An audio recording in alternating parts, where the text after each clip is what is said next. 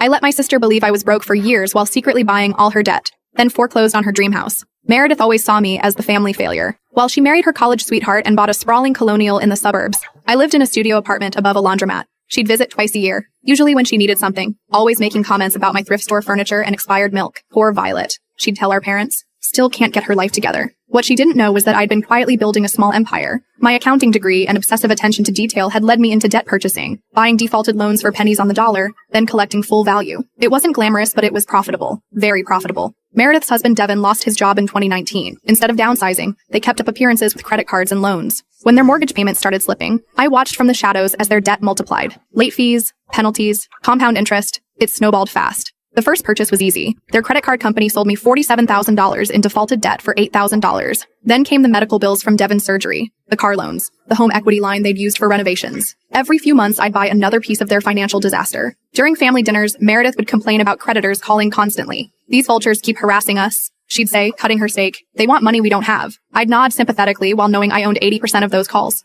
The breaking point came last Christmas. Meredith cornered me in the kitchen holding a $20 bill. "Here," she said with that condescending smile. "Get yourself something nice for once." That same week, I bought their mortgage from the bank. $340,000 in debt for $190,000 cash. 3 months later, I started foreclosure proceedings. Meredith called me sobbing. "Vi, we're losing the house. Some investment company bought our loan and won't negotiate. They want full payment or we're out in 60 days. "That's terrible," I said, sitting in my real office, not the studio apartment I maintained as a front. "Who's the company?" "Clearwater Holdings," she choked out. "They're heartless." I owned Clearwater Holdings. "Maybe I could help," I offered. "I've saved some money over the years." She laughed bitterly. "Unless you've got $340,000 lying around, there's nothing you can do." "Actually," I said quietly, "I do." The silence stretched. "What do you mean?" she whispered. "I mean, I've been quite successful, Meredith. Successful enough to buy your debt. All of it." The realization hit her like a physical blow. Your Clearwater Holdings? I prefer to think of myself as your creditor." She started screaming then, called me every name she could think of, threatened to tell our parents, to sue me, to ruin my reputation. When she finally ran out of breath, I spoke calmly. "You have 48 hours to vacate the property." "Why?" she sobbed. "Why would you do this to family?" I thought about every condescending comment,